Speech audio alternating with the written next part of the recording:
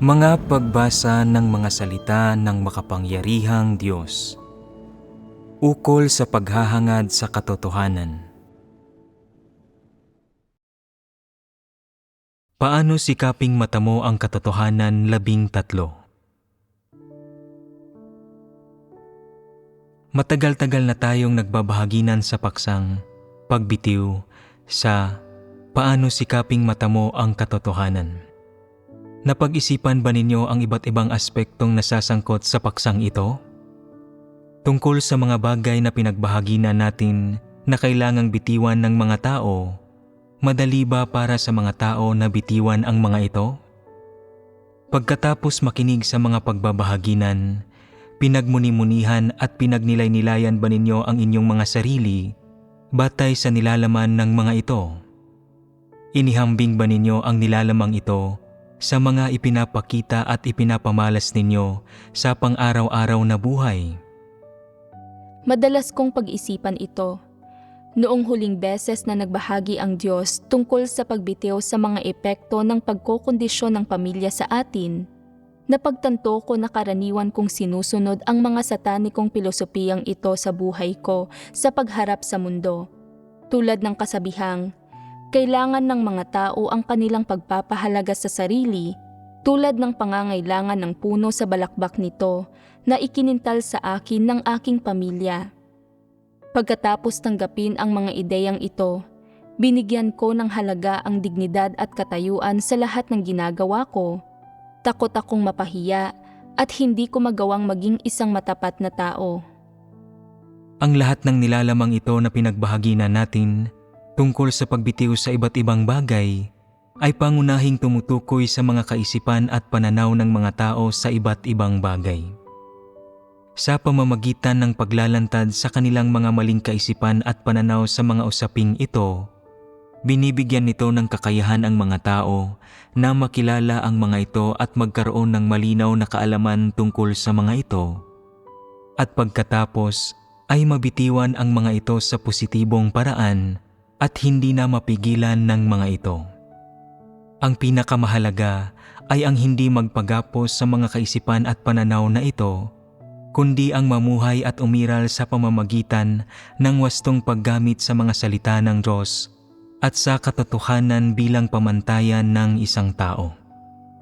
Kung nais pumasok ng mga tao sa realidad ng iba't ibang katotohanan, dapat silang magkaroon ng kaalaman at karanasan mula sa lahat ng perspektiba. Partikular na dapat silang magkaroon ng malinaw na pagkaunawa sa mga pasibo at negatibong ideya at pananaw tungkol sa iba't ibang bagay. Kung mayroon silang pagkilatis sa mga ito, saka lamang nila maagap na mabibitiwan ang mga ito at hindi na malilinlang at maigagapos ng mga ito.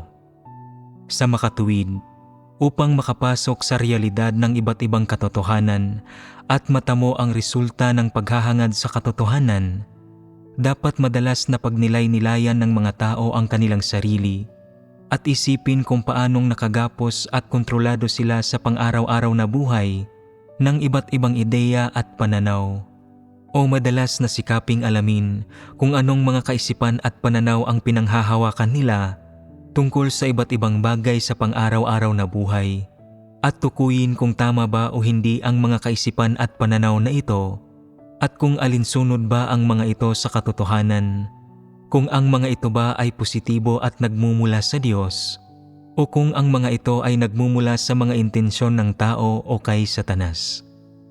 Ito ay isang napakahalagang aral at isa itong aspekto ng realidad na dapat pasukin ng mga tao sa kanilang pang-araw-araw na buhay.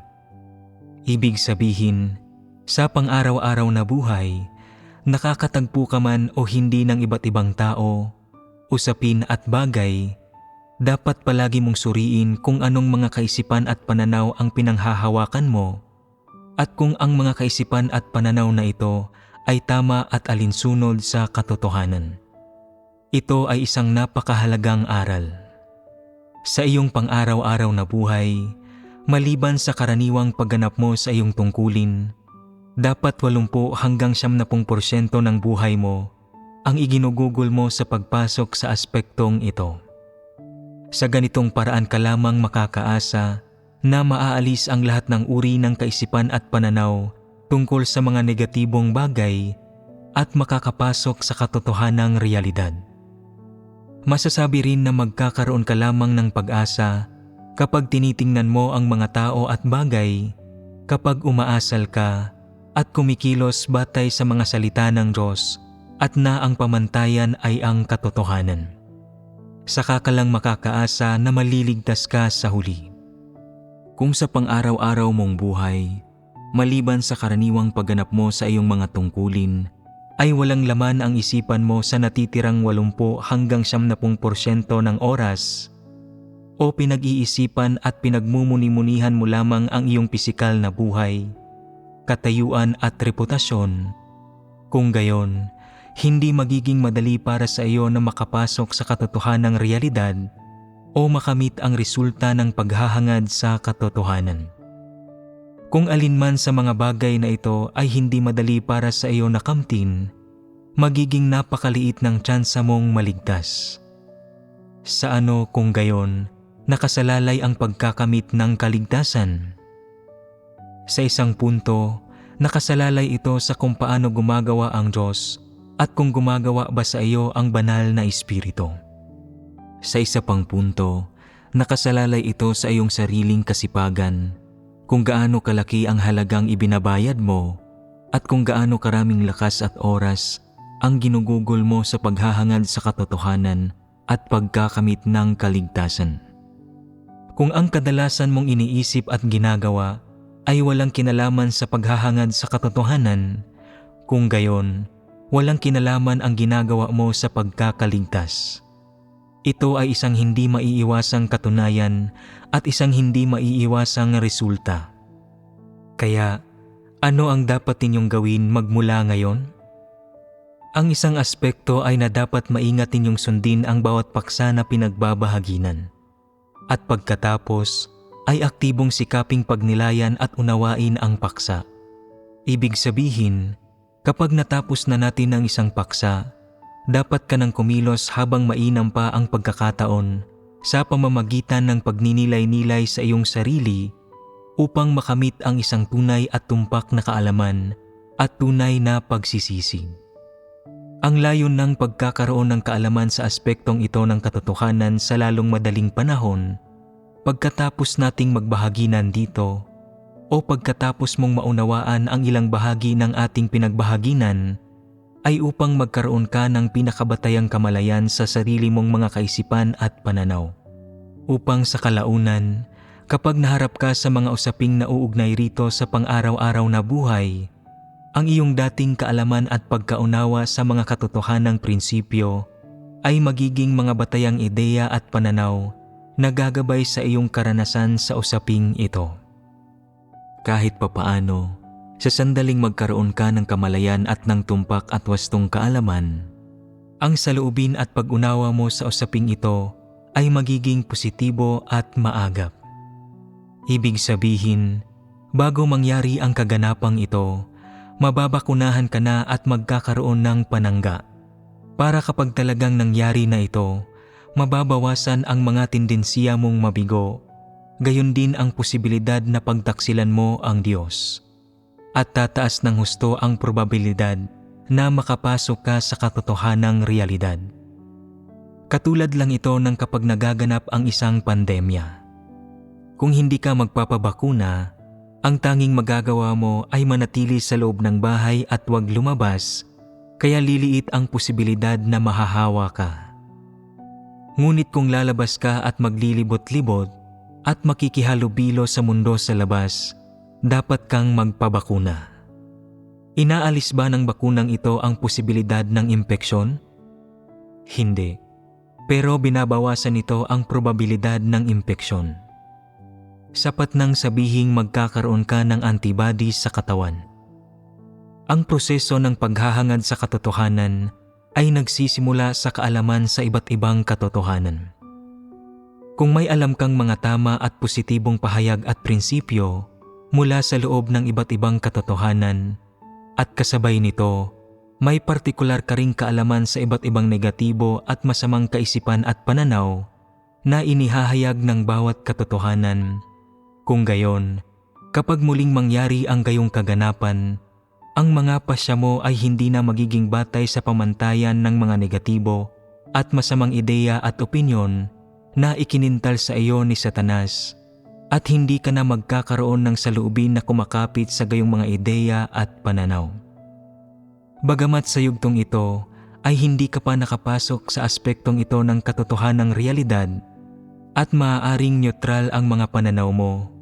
Gayunpaman, pagkatapos tanggapin ang mga positibong ideya at pananaw na ito, magkakaroon ka ng tiyak na kaalaman sa mga negatibong ideya at pananaw upang kapag naharap ka sa parehong usapin sa hinaharap, kahit papaano ay matutukoy mo ang mga positibo at negatibong ideya at pananaw na nauugnay sa ganitong uri ng usapin at magkakaroon ka ng partikular na mga pamantayan sa pagharap dito.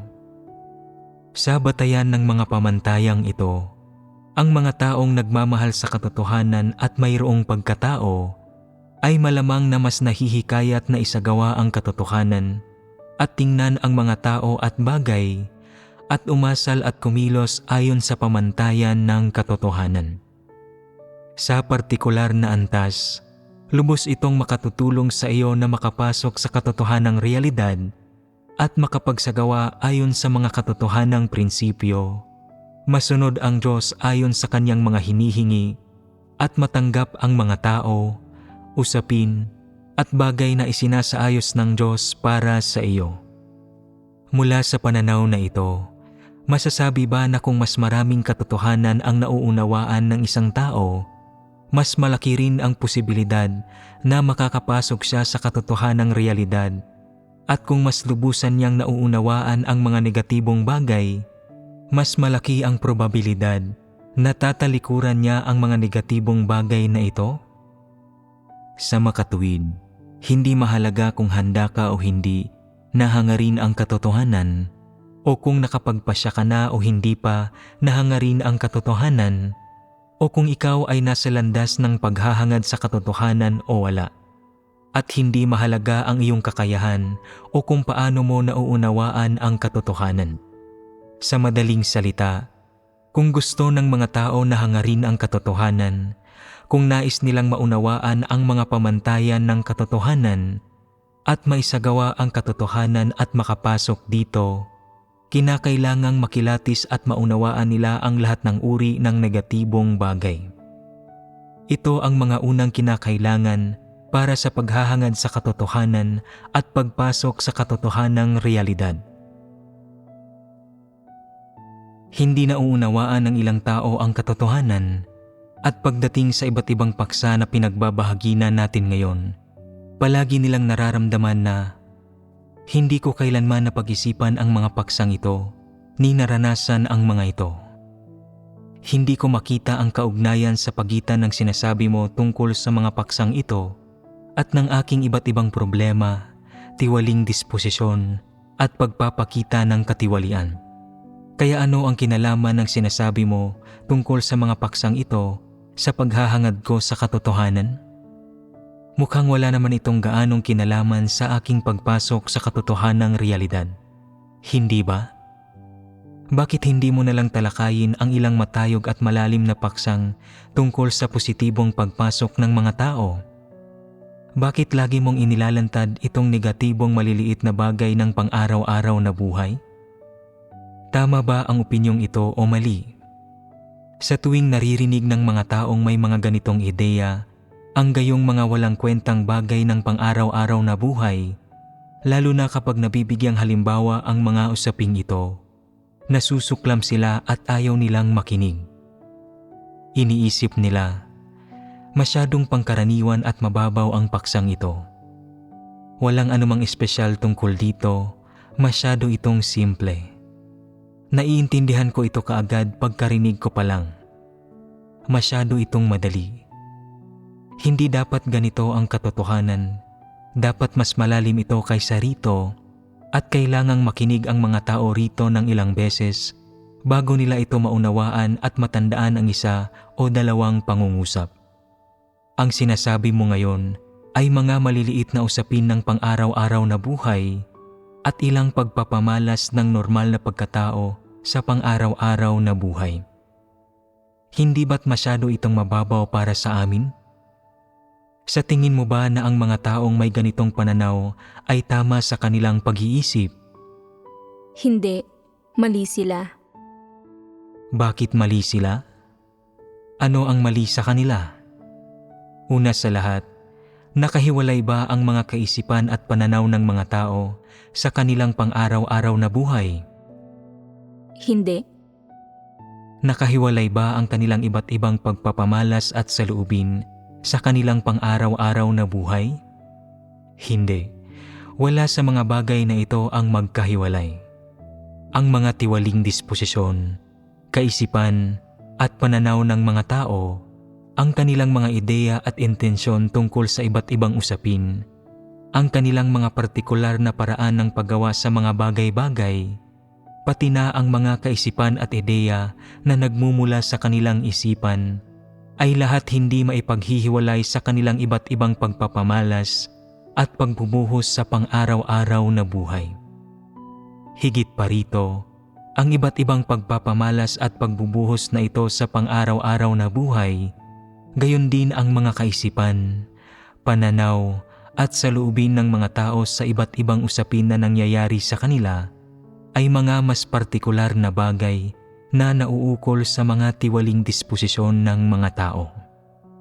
Ang layo ng paghahangad sa katotohanan ay ang baguhin ang mga maling kaisipan at pananaw ng mga tao at sa pamamagitan ng pagbabago sa mga kaisipan at pananaw ng mga tao at sa pamamagitan ng pagbabago sa kanilang mga saloobin sa lahat ng uri ng tao, usapin at bagay upang maiwaksi ang mga tiwaling disposisyon ng mga tao at maiwaksi ang kanilang pagsuway at pagkakanulo sa katotohanan at sa Diyos, pati na ang kanilang kalikasang diwa na salungat sa Diyos. Sa makatuwid, kung nais mong hangarin ang katotohanan, hindi ba talagang kinakailangan na iwaksi at baguhin ang iba't iba mong maling kaisipan at pananaw sa pang-araw-araw na buhay? Hindi ba't ito ang pinakamahalagang bagay?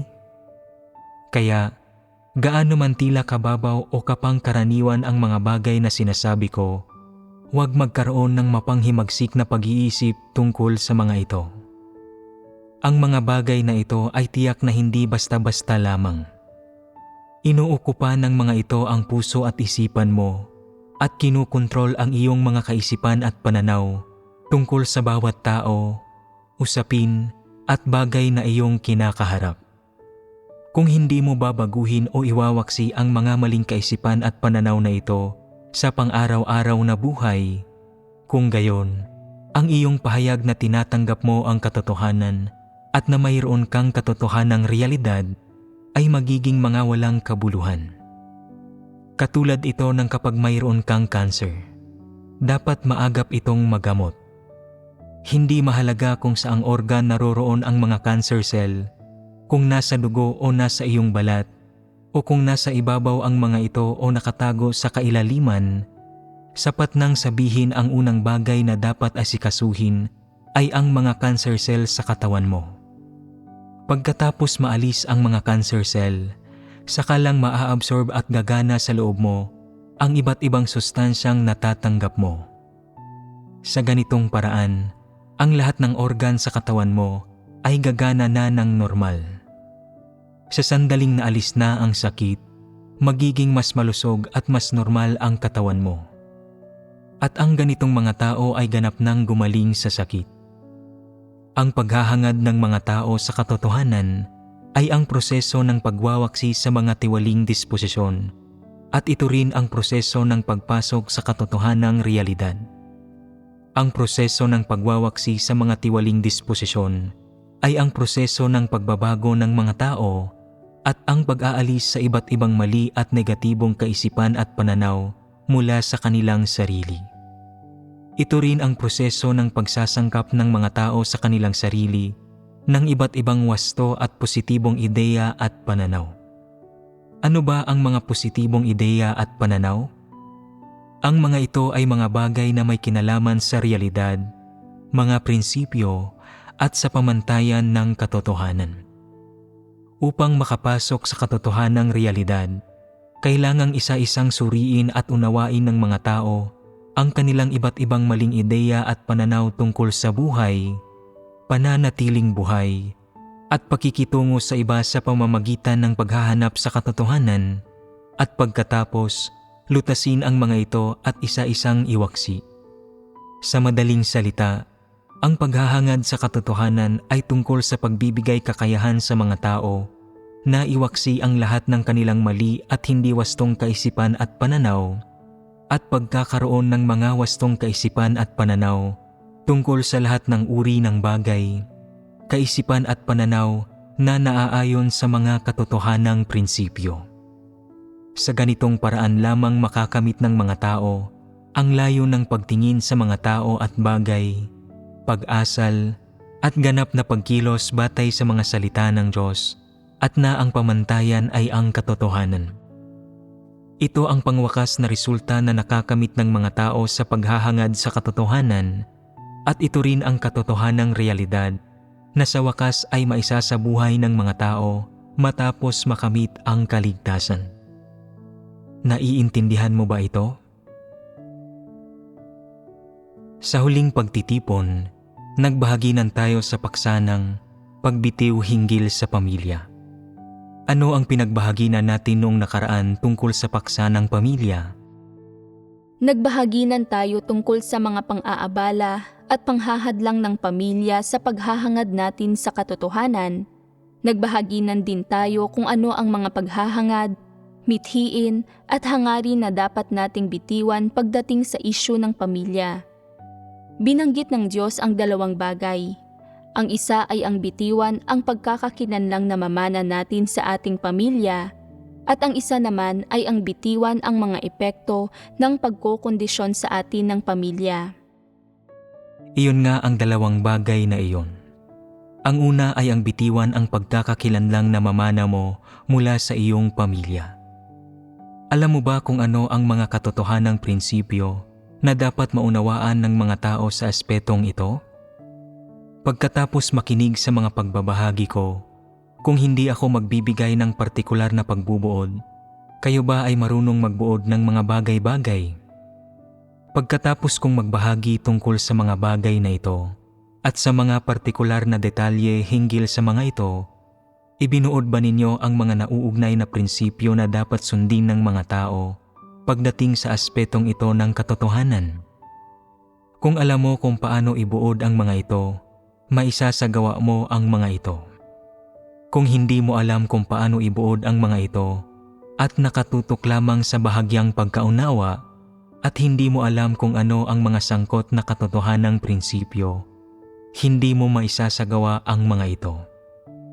Kung hindi mo alam kung paano isagawa ang mga ito, hinding-hindi ka makapapasok sa aspetong ito ng katotohanang realidad. Kahit na matuklasan mo kung ano ang mga sarili mong problema, hindi mo pa rin maiuugnay ang mga ito sa aking mga salita at hindi ka makakahanap ng mga kaukulang prinsipyo na isasagawa. Ang pangunahing layo ng pagbabahaginan tungkol sa isyu ng pagbitiw sa pagkakakilanlan na namamana mo mula sa iyong pamilya ay upang magawa mong tingnan ang mga tao at bagay at umasal at kumilos ka ng hindi naaapektuhan ng iba't ibang impluensyang nauugnay sa pagkakakilanlang iyon. Kung ang pagkakakilanlang na mamana mo mula sa iyong pamilya ay respetado, dapat mong harapin ng tama ang pagkakakilanlang ito. Hindi mo dapat maramdaman na respetado ka o na mas karapat-dapat ka kaysa sa iba o na espesyal ang iyong pagkakakilanlan. Kapag kasama ang iba, dapat magawa mong makipag-ugnayan ng tama sa kanila ayon sa mga prinsipyo na ipinapaalala ng Diyos sa mga tao at dapat mong tratuhin ng tama ang lahat. Sa halip na gamitin ang respetadong pamilyang pinanggalingan mo bilang kapital para magpasikat sa lahat ng pagkakataon at hikayatin ang iba na maging mataas ang tingin sa iyo sa bawat sitwasyon. Ipagpalagay ng hindi mo kayang bitiwan ang pagkakakilanlang na mamana mo mula sa iyong pamilya at palagi mong ginagamit ang pinanggalingan mong pamilya bilang kapital at umaasal ka bilang isang taong may labis na pagtingin sa sarili, sutil at tila mahalaga. At ipagpalagay ng palagi kang nagpapasikat at nagpapakitang gilas at palagi mong ipinangangalandakan ang pinanggalingan mong pamilya at ang espesyal na pagkakakilanlang na mamana mo mula sa iyong pamilya. At bukod pa rito, ipagpalagay ng sa kaloob-looban mo ay masyado ka ring mapagmataas at mapanupil at lalong mapang-api at walang pakundangan kapag nakikipag-usap sa iba at madalas mong ginagamit ang iyong pagkakakilanlan bilang kapital para sumbatan ang mga tao at supilin sila. Sa madaling salita, iniisip ng mga tao na wala kang normal na katwiran at itinuturing mong mga karaniwang tao ang lahat at lalo na kapag nakikipag-ugnayan at nakikisalamuha ka sa mga tao, hinahamak mo ang mga taong mas mababang loob o mas aba kaysa sa iyo at kapag nakikipag-usap ka sa kanila, masyado kang agresibo, marahas at talagang inilalabas mo ang iyong mga pangil. At ipagpalagay na palagi mong gustong sumbatan ang iba at tratuhin ang iba na parang mga aliping inuutos-utusan at sinisigaw-sigawan at palagi kang naniniwala na respetado ang iyong pagkakakilanlan at hindi mo magawang makisama ng maayos sa iba at hindi mo magawang tratuhin ng tama ang mga taong mas mababa ang katayuan kaysa sa iyo. Lahat ito ay mga tiwaling disposisyon at lahat ito ay mga bagay na dapat iwaksi ng mga tao. Ang gayong mga tiwaling disposisyon ay nangyayari at naidudulot kapag ang isang tao ay may respetadong pinanggalingang pamilya at katayuan sa lipunan. Sa makatuwid, ang ganitong uri ng tao ay dapat magnilay-nilay sa kanyang mga salita at gawa at magnilay-nilay sa sarili niyang mga kaisipan at pananaw, lalo na ang mga tungkol sa pagkakakilanlan ng pamilya. Dapat niyang bitiwan ang gayong mga kaisipan at pananaw at balikan ang iba't ibang pagkataong kanyang isinasabuhay bilang resulta ng kanyang espesyal na katayuan sa lipunan. Sa madaling salita, dapat bitiwan ng ganitong uri ng tao ang pagkakakilanlang minana niya mula sa kanyang pamilya. Iniisip ng karamihan sa mga tao na ang kanilang sariling katayuan sa lipunan ay mas mababa. Sa partikular, ang uri ng mga taong minamaliit, dinidiskrimina at inaapi sa lipunan ay kadalasang nakakaramdam na ang kanilang pagkakakilanlan ay mas mababa. At dahil sa kahihiyang dulot ng kanilang espesyal na kapaligiran sa pamilya, lalo nilang nararamdaman ang pagiging hamak. Ang pakiramdam na ito ay madalas na nagpaparamdam sa mga tao na mas mababa sila at na hindi nila magawang makisalamuha sa iba ng maayos at sa patas na paraan. Siyempre, ipinapamalas din ng mga ganitong uri ng tao sa iba't ibang paraan ang kanilang sarili. Ang ilang tao ay partikular na tumitingala sa mga may respetadong katayuan at pagkakakilanlan, sumisipsip sa mga ito, nagbibigay puri, nambobola sa mga ito, at ginagawa nila ang lahat para mapalugod ang mga ito. Palagi nilang ginagaya ang mga taong iyon at wala silang mga prinsipyo o dignidad at handa silang maging tau-tauhan ng mga taong iyon at mautus-utusan at mamanipula ng mga ito tulad ng mga alipin. Ang mga prinsipyo ng gayong mga tao sa paggawa ng mga bagay ay hindi rin naaayon sa katotohanan dahil sa kaibuturan ng kanilang isipan, naniniwala silang mababa ang kanilang pagkakakilanlan at isinilang sila para maging sawing palad at hindi sila karapat-dapat na maituring na kapantay ng mayayaman o ng mga may marangal na pagkakakilanlan sa lipunan. At sa halip ay ipinanganak sila para ituring bilang mga alipin ng mga taong iyon at dapat nilang sundin ang mga taong iyon at maging utos-utusan ng mga ito. Hindi naman nila nararamdamang nagiging utos-utusan sila. Sa halip, iniisip nilang normal lang ito at na ganito lang talaga dapat ang mga bagay-bagay. Anong klaseng mga ideya at pananaw ang mga ito? Hindi ba't isang uri ng panghahamak sa sarili ang ganitong mga kaisipan at pananaw? Mayroon ding uri ng mga taong nakikita ang mayayamang tao na namumuhay ng may labis na pagtingin sa sarili, ng sutil, walang pakundangan at mapangdumina.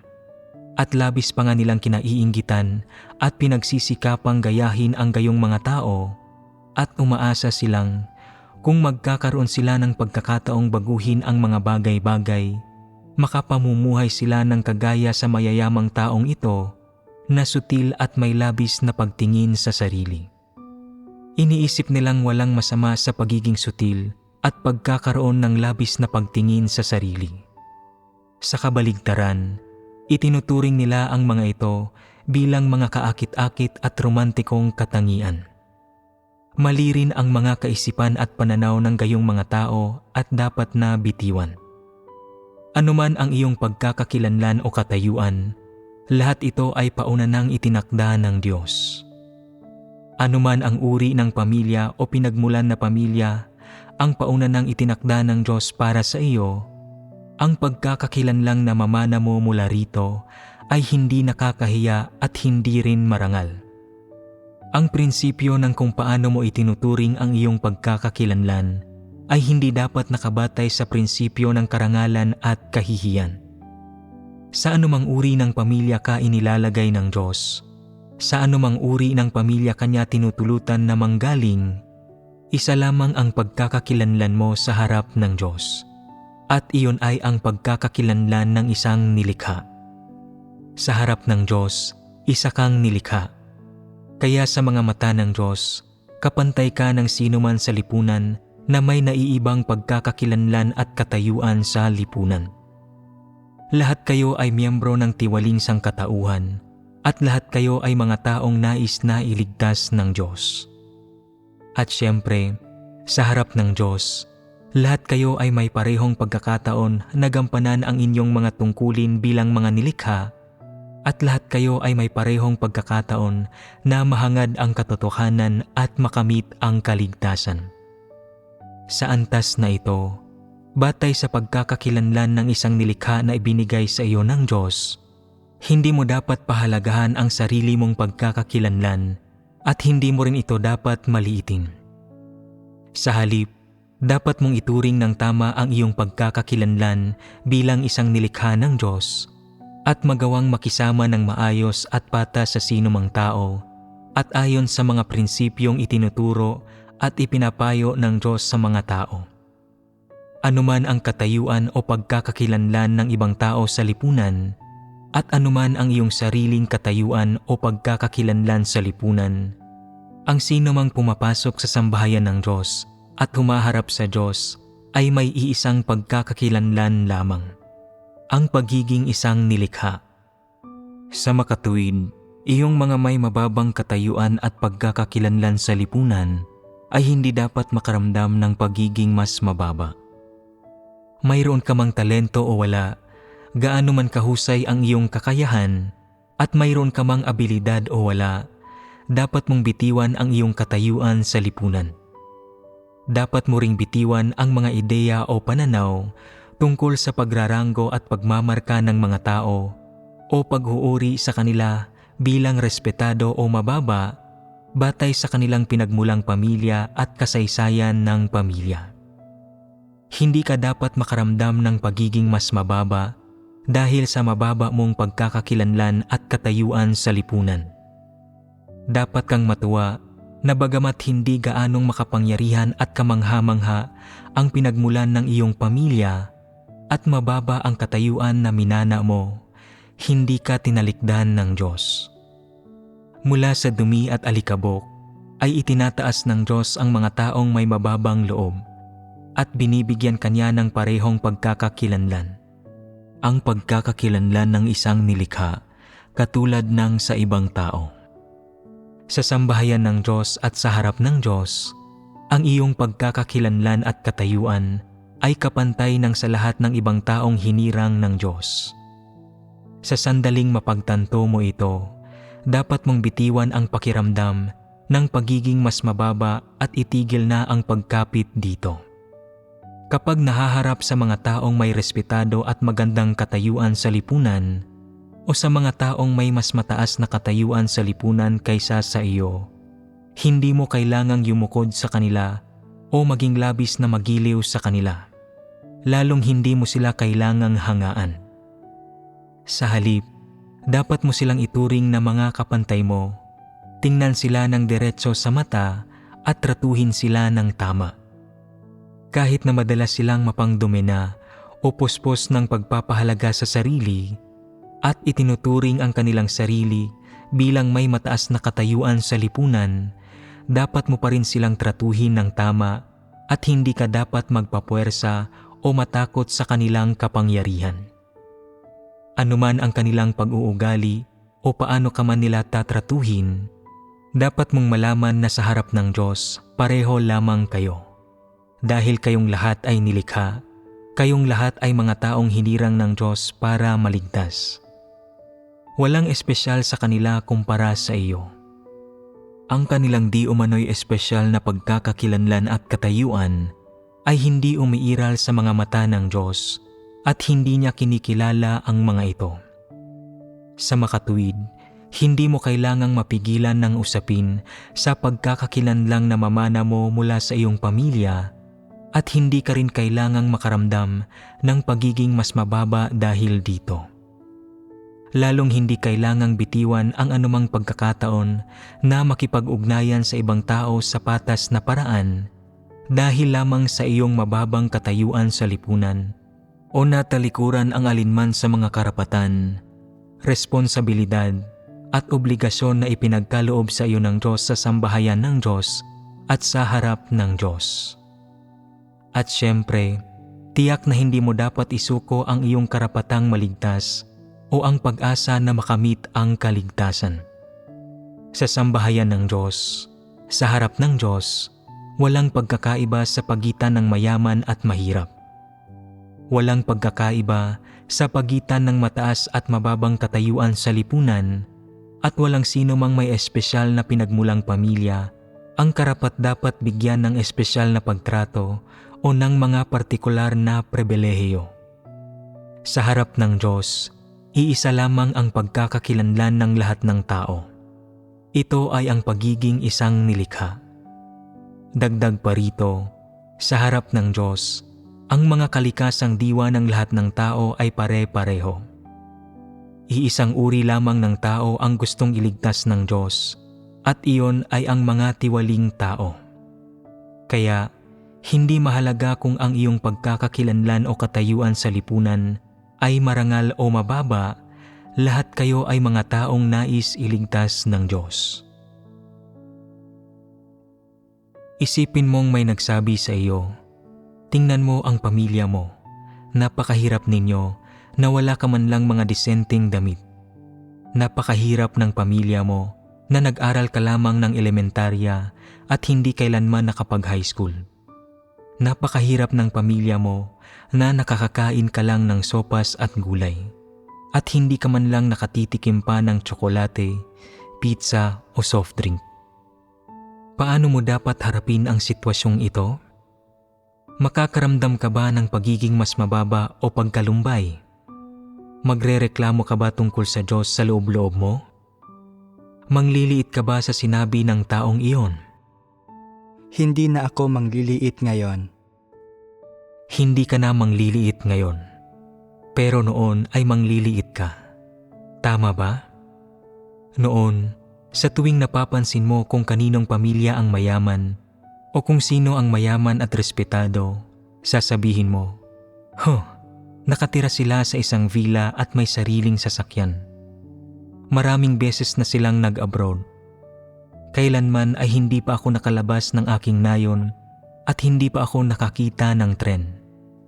Mabibilis ang biyahe ng mga treng sinasakyan nila. Nasa pang first class sila kapag nagbabiyahe, sumasakay sa mga luxury cruise at nagsusuot ng mga French designer brand at mga alahas na mula sa Italia. Paanong hindi ko man lang alam ang mga bagay na ito? Sa tuwing kasama mo ang mga taong iyon, nanliliit ka sa sarili mo. Medyo may kumpiyansa ka kapag nagbabahagi ka sa katotohanan at nananampalataya sa Diyos. Pero kapag nakikipag-usap ka sa mga taong iyon tungkol sa iyong pamilya at buhay pamilya, gusto mong tumakbo palayo at tumakas. Pakiramdam mo ay hindi ka kasing husay nila at na mas mabuti pang mamatay kaysa mabuhay. Iniisip mo, bakit nasa ganitong pamilya ako? Wala pa akong karanasan sa mundo. Hand cream ang gamit ng iba sa mga kamay nila, samantalang Vaseline pa rin ang gamit ko. Ang iba ay hindi man lang naglalagay ng anumang cream sa mukha nila, sa halip ay dumidiretso na sila sa beauty salon. Samantalang hindi ko man lang alam kung nasaan ang beauty salon. Ang iba ay naglilibot sakay ng sedan, pero masyado nang magara iyon para sa akin. Maswerte na ako kung makasakay man lang ako sa bisikleta at kung minsan kailangan kong sumakay sa isang karitong hinihila ng isang baka o asno. Kaya't sa tuwing nakikipag-usap ka sa gayong mga tao, nag-aalangan ka sa sarili mo at nahihiya kang sabihin ang iyong pagkakakilanlan at hindi ka naglalakas loob na banggitin ito. Sa puso mo, medyo may hinanakit at kaunting galit ka sa Diyos. Lahat sila ay nilikhang katulad ko. Naiisip mo, kaya bakit tinutulutan sila ng Diyos na labis na masiyahan sa buhay? Bakit paunan niyang itinakda na magkaroon sila ng gayong uri ng pamilya at katayuan sa lipunan? Bakit napakahirap ng pamilya ko? Bakit nasa ilalim ng lipunan ang mga magulang ko nang walang mga abilidad o kasanayan? Iniisip ko pa lang ito ay nagagalit na ako. Sa tuwing nagsasalita ako tungkol sa bagay na ito, ayaw kong banggitin ang mga magulang ko. Masyado silang walang kakayahan at kahusayan. Hindi bali na ang pagsakay sa sedan at pagtira sa isang villa, makukontento na akong madala sa lungsod para sumakay ng mga bus at ng mabibilis na tren o maglaro sa mga parke sa lungsod, pero hindi pa nila ako dinala roon kahit isang beses man lang. Wala akong kahit anong karanasan sa buhay. Hindi pa ako nakakain ng masasarap na pagkain o nakasakay sa magagandang kotse at hanggang pangarap ko na lang ang makalipad sakay ng eroplano. Nararamdaman mong mas mababa ka habang iniisip mo ang lahat ng ito at madalas kang napipigilan ng usaping ito, kaya palagi kang nakikisalamuha sa mga kapatid na may pagkakakilanlan at katayuan na hindi gaanong naiiba sa iyo.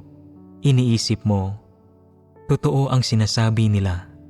Nagsasama-sama ang mga ibon na pareho ang balahibo. Tingnan mo ang mga taong iyon. Lahat sila ay mayayaman. Kabilang sa kanila ang mga nakatataas na opisyal ng gobyerno, mga milyonaryo, mga taong may mga napakayamang magulang, mga business tycoon, at mga taong nanggaling mula sa pag-aaral sa ibang bansa at mga postgraduate, pati na rin mga corporate executive at hotel manager. Ikumpara mo sila sa aming mga hamak na tao. Kaming lahat ay magsasaka o kaya ay walang trabaho. Naninirahan ang pamilya sa liblib na kabukiran, elementarya lang ang natapos namin at wala kaming karanasan sa mundo. Nakapagpastol kami ng mga baka, nakapagtayo ng mga stall sa kalye at nakapag-repair ng mga sapatos. Anong klasing tao kami? Hindi ba't kami ay mga hamak na tao lang? Tingnan mo ang mga taong iyon. Lahat sila ay elegante at mahusay manamit. Kapag naiisip ko na mga hamak na tao lang kami, pakiramdam ko ay wala akong silbi at agrabyado ako. Kahit maraming taon ka nang nananampalataya sa Diyos, hindi mo kailanman nabitiwan ang usaping ito at madalas mong nararamdaman ang pagiging mas mababa at pagkalugmok sa depresyon. Ang mga ideya at pananaw ng mga taong ito sa mga bagay-bagay ay malinaw na mali at lubhang nakakaapekto sa kawastuhan ng kanilang mga pananaw tungkol sa mga tao at bagay at sa mga paraan ng kanilang pag-asal at pagkilos. Ang mga ideya at pananaw na ito ay naiimpluwensyahan ng mga kalakarang panlipunan at ugaling panlipunan. Siyempre, upang maging mas tumpak, ang mga ito ay mga ideya at pananaw na epekto ng pagkukondisyon ng masasamang tao at tradisyonal na kultura. Dahil tiwali ang mga ito at nabibilang sa masasamang kalakaran, dapat mong bitiwan ang mga ito at huwag magpaligalig o magpapigil sa gayong mga ideya at pananaw. Sinasabi ng ilang tao, "Ipinanganak ako sa gayong pamilya at hindi na mababago ang katunayang ito." Ang mga ganitong uri ng ideya at pananaw ay palaging bumabagabag sa isipan ko at mahirap itong bitiwan. Talagang mahirap bitiwan ang mga ito. Pero kung palagi mong iisip-isipin ang isang maling ideya at pananaw, hinding-hindi mo ito mabibitiwan.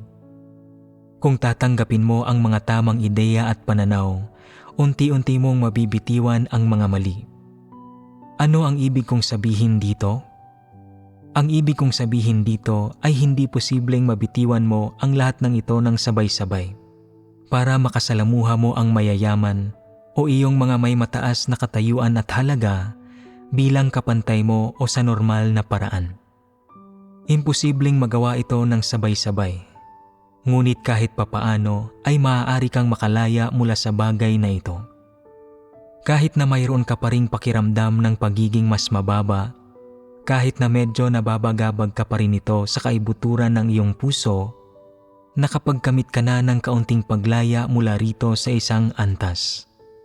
Siyempre, sa susunod mong paghahangad sa katotohanan, unti-unti kang magkakaroon ng higit na kalayaan at liberasyon. Kapag nalantad ang lahat ng iba't ibang katunayan, makikita mo ng masigit na malinaw ang diwa ng iba't ibang tao, usapin at bagay, at magiging mas malalim ang iyong pagkaunawa sa katotohanan. Kapag mayroon kang mas malalim na kabatiran sa mga ganitong bagay, madaragdagan ang iyong karanasan sa buhay at kaalaman sa gayong mga usapin. Kasabay nito, magiging mas maagap at positibo ang saloobin mo tungkol sa katotohanan at unti-unti ay hindi ka na mapipigilan ng mga negatibong bagay. Hindi ba't magbabago ka na sa pagkakataong iyon? Kapag nakatagpo ka sa susunod ng isang taong ibang-iba ang pagkakakilanlan at katayuan sa iyo, at nakipag-usap at nakisama ka sa kanya, kahit papaano ay hindi ka na matatakot sa loob-loob mo. Hindi ka na tatakbo palayo, kundi sa halip ay magagawa mo siyang tratuhin ng tama at hindi ka na mapapasailalim sa mga paghihigpit niya o hindi mo na iisipin kung gaano siya kadakila at karespetado. Sa sandaling maunawaan mo ang mga tiwaling diwa ng mga tao, mapangangasiwaan mo ng tumpak ang lahat ng uri ng tao at magagawa mong makisama, makisalamuha at makipag-ugnayan sa lahat ng uri ng tao nang naaayon sa mga prinsipyo, nang hindi sila tinitingala o minamaliit at nang hindi sila dinidiskrimina o masyadong pinapahalagahan. Sa ganitong paraan, unti-unti mo bang makakamit ang resulta ng paghahangad sa katotohanan? Kapag nakamit mo ang resultang ito, mas mamahalin mo ang katotohanan, mas papaboran ang mga positibong bagay, mas kikiling ka sa katotohanan, at mas magiging handa kang hangaan ang Diyos at ang katotohanan, sa halip na hangaan ang sinuman sa lipunan o sa mundo, dahil sa kanilang respetadong pagkakakilanlan at katayuan.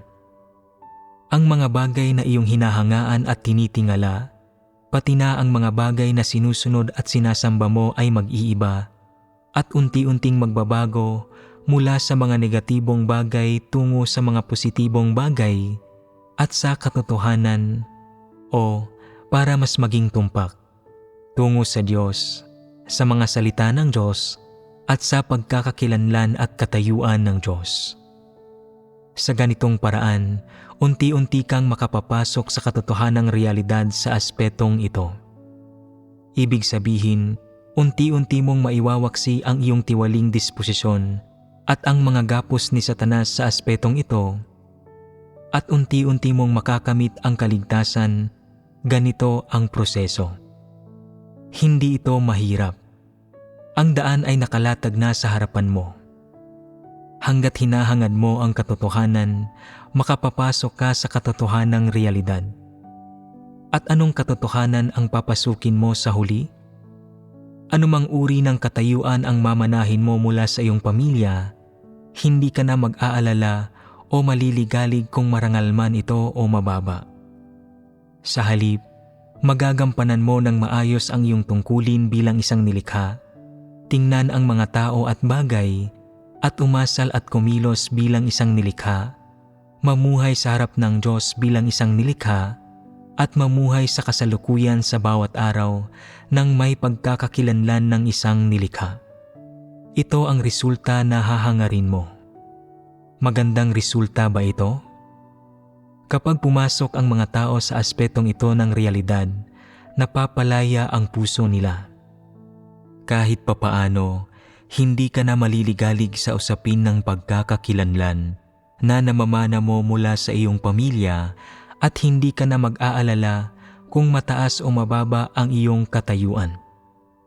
Kung respetado ang iyong pagkakakilanlan at tinitingala ka ng ilang tao, masusuklam ka.